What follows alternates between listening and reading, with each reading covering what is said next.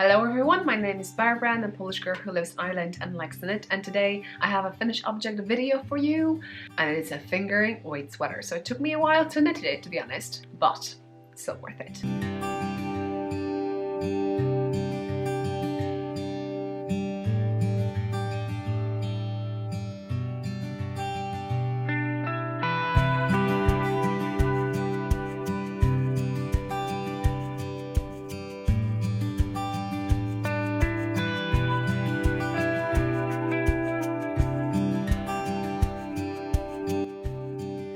Okay, this is a paid for pattern, so the link is down below. It is not a tutorial, I'm just sharing with you experience how I was knitting this sweater, and I can tell you straight away, I love it.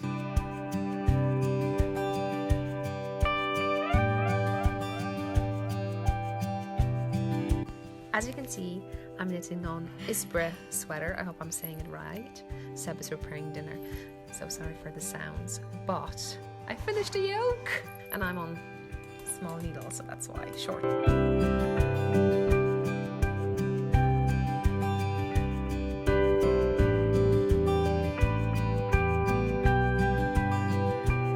And I could not wait to wear it, and you know, my rule is I need to film this first, just in case something would have happened to it. I don't want to ruin anything. It's a Isbre Sweater, I hope I'm saying it right, at least I'll be saying it that way. And it is designed by lovely Ellie from Skeindeer Knits. She is a designer under that name, and she also has a podcast, so I'm going to put a link down below to her podcast. Probably first things first, I'm going to tell you what the pattern tells you to do, to have, before you even start, and then I'm going to tell you what I did, and did I follow everything, or I did not follow everything. So basically we'll roll with that. But before we start, I'm going to tell you what I have in my bag, because I use this beautiful bag to knit this sweater. And this is the bag knitted by my viewer and my friend from Germany, Suzanne, so thank you so much. I do use it. I do use it. I've used it before, actually. You know, who can tell me how many times I use this bag? Just check through all my finished object videos. Anyway, I have a bit of yarn. And over here I have something that I wanted to tell you. Everyone tells you to do a swatch, and I did one, but not really the way I should be doing it. Because normally when you knit a sweater in a round, and this was knitted in a round, you should do a swatch in the round, and I didn't. And as you can see, I didn't use the same color, slightly different. And I made a swatch, and I forgot what I got over here, but I think I got spot on 24 stitches. Not sure about rounds. You know what? I'll check. Look how cute.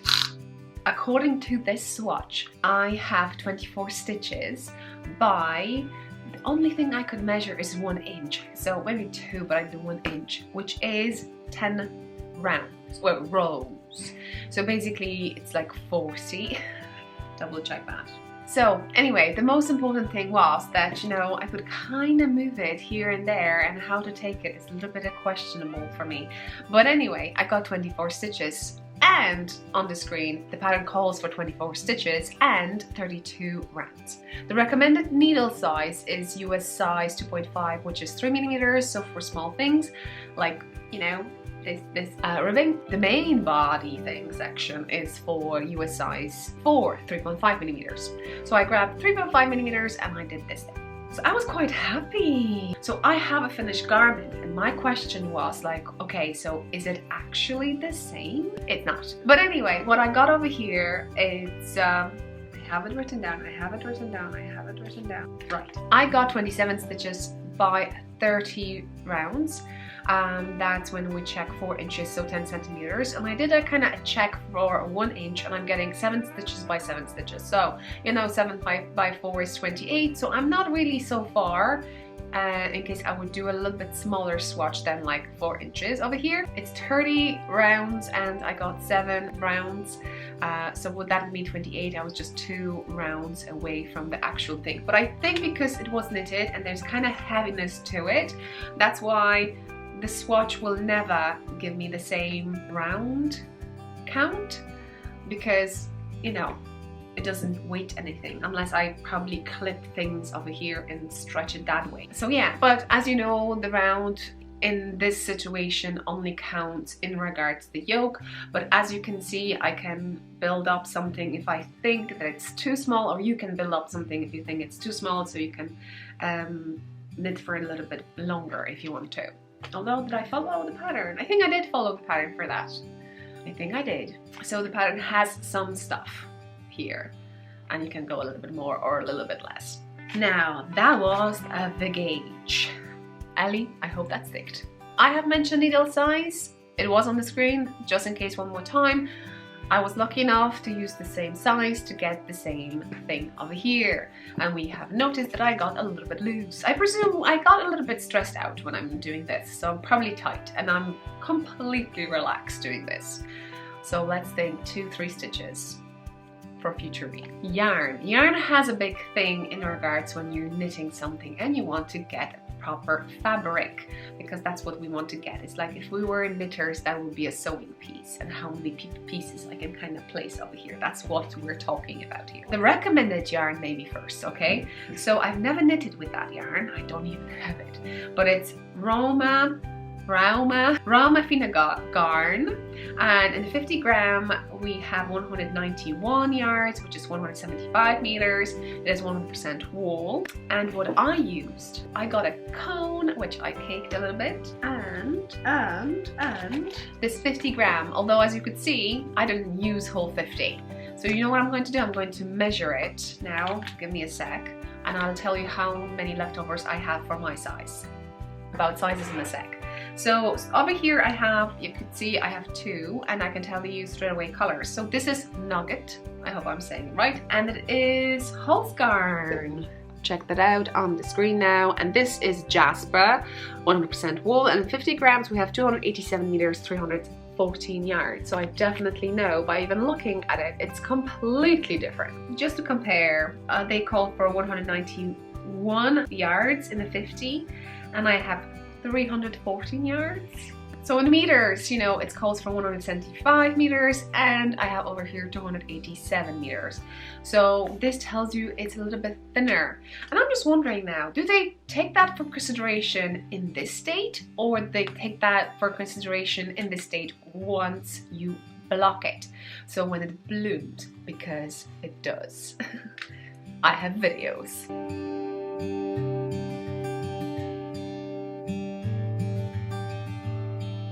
As you can see, I presume it needs a second wash. Amazing. So anyway, just telling you, it's a lovely yarn. I really liked it.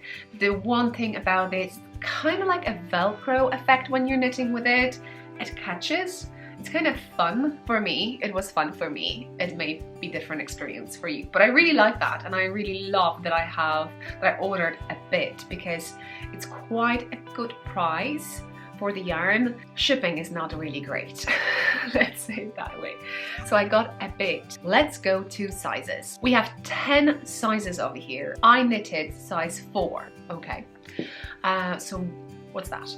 Basically, the sizes go from the bust measurements in the centimeters, from 100 to 145 centimeter bust. Although the pattern tells you, and I put it on the screen in case I'll say it wrong, that the pattern, either it's designed or it has, that's the thing always makes me wonder, in 10-20 centimeters extra ease. So I understood it, I'm not saying I understood it right, that if I see for instance the bust measurements, let's say 40, which is 100 centimeters, will include that extra 10-20 centimeters in it.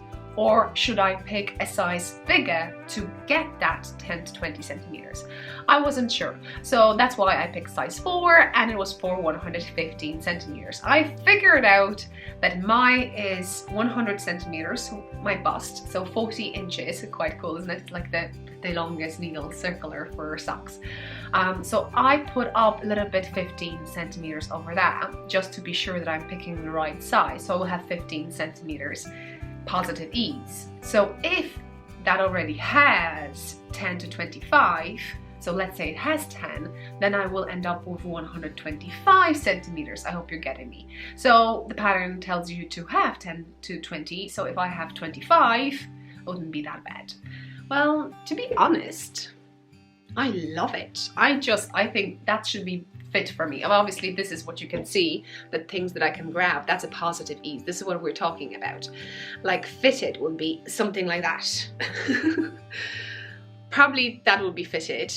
If I stretch it even more, that'd be negative ease, but I don't want to do it because I love it. Okay, so just on the screen you had that in regards to what the actual paddle tells you. And about the pattern, where did I get this pattern? Well, that's an interesting thing because I actually got an ebook to get it because I loved it so much. And the ebook is from, okay, on the screen, over here, ladies and gentlemen, Bladed Garn. I hope I'm saying it right. Right, so I have more patterns. They're so nice. What I did, I actually got the PDF file and I just printed the pages that I really needed because you really need to print it. There's a chart, and the best thing you would probably need is like that tape, you know, where you at, or I would say if you don't have that, you can use highlighter. So let's say you did the round, you highlight something. It's a long repeat or chat repeat, or hopefully I'm saying it right. Now, any changes or anything else in regards to this pattern. So it is a top down. That's why I love it. You start at the beginning. I meant to start with the smallest size. I didn't have it and I was like, no, I'm not, I can't wait. So I don't have it on 3mm and you know, it's fine.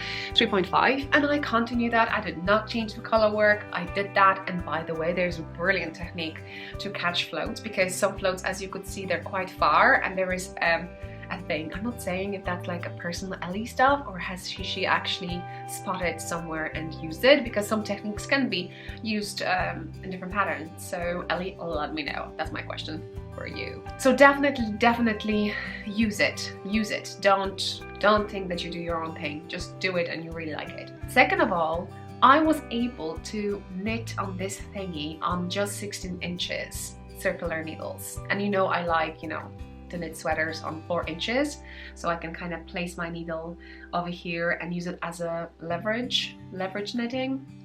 I still don't know how to say that technique. The beauty of it was that I was just knitting amazingly fast, but knowing it is a positive ease, I didn't have to worry about, you know, putting it on and checking will it fit or not. I knew it was going to fit. I was just asking myself a question, how big is going to be for me? Anyway, let's move on.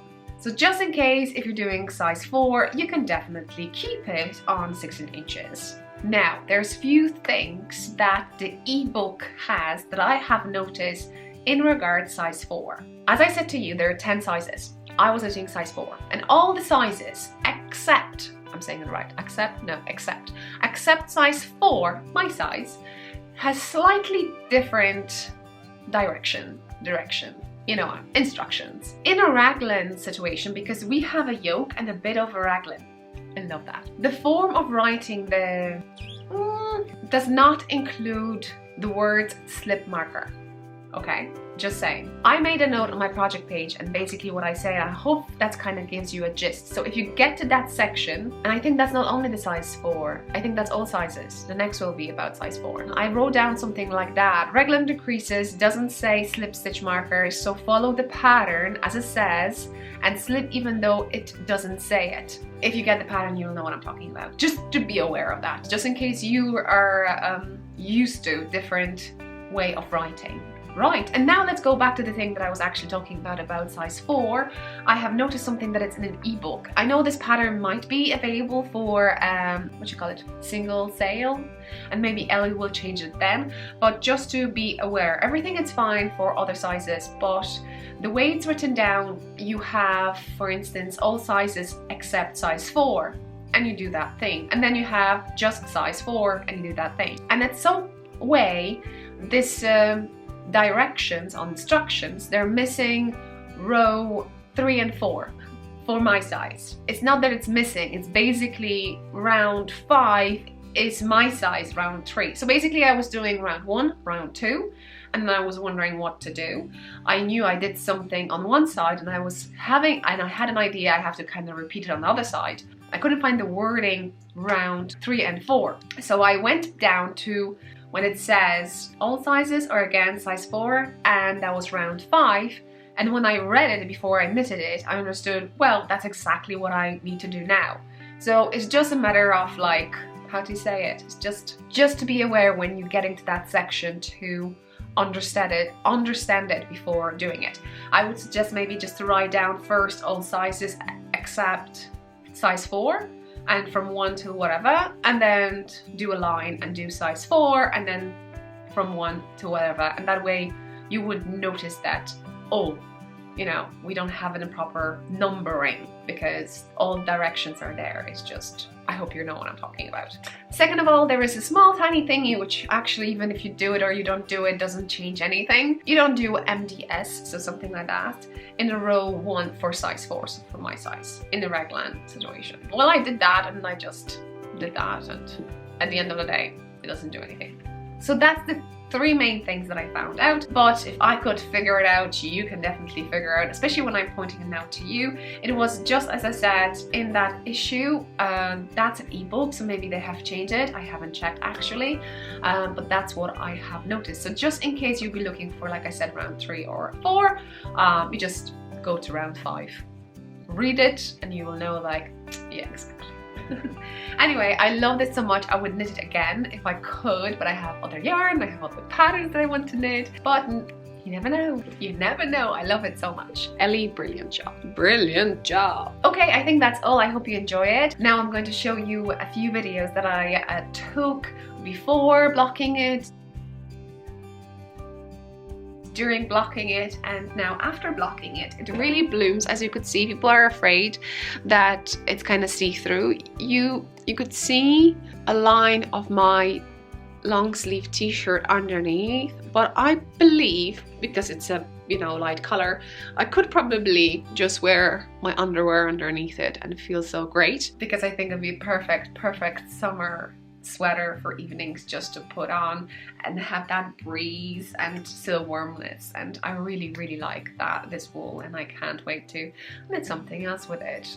Maybe you have spotted tags. That's my Knitting I Love tags, so if you're interested, check the link down below to my shop. I'm going to definitely write down tags for you. Check them out. I like to put them in the front because when either you hang your sweaters, apparently you should fold your sweaters. You know, when you grab them, you grab them by the shoulders, so that way I can say straight away that this is a front. We have shorter shaping over here to get the back of the garment slightly higher. I think that's all. In regard to sleeves, there was just instructions, quick one, what you can do up till whatever point, and basically to adjust it to your own arm length, and I just had to do, I think 17. I think it's 17 for me, but I had to do a bit, just a bit. Okay, I think that's all. I hope you enjoyed this one. See you in the next one. Don't forget to subscribe because I like my finished object videos. I hope you do too. If you go to playlists, you can find other things like hats, shawls, sweaters. I think I called garments actually, but also some vlogs. So just keep on looking. There is a link also to my project page, so you can go to Ravelry. And if you like to browse through, definitely check the tabs because I have heads, neck, garments, others, something for a certain area of your body or someone else's body. Okay, I hope you enjoyed this one. See you next one. Don't forget to use hashtag Knitting I Love. Show me what you show me what you're knitting. Tag me what you have on your needles, especially if I teased you to knit something like that and you're knitting it because of me. I would really love to hear about it. Say hi from Ellie if you buy her pattern because of this video. It will make me so happy, and I hope it will make her happy too. Till the next one. Bye!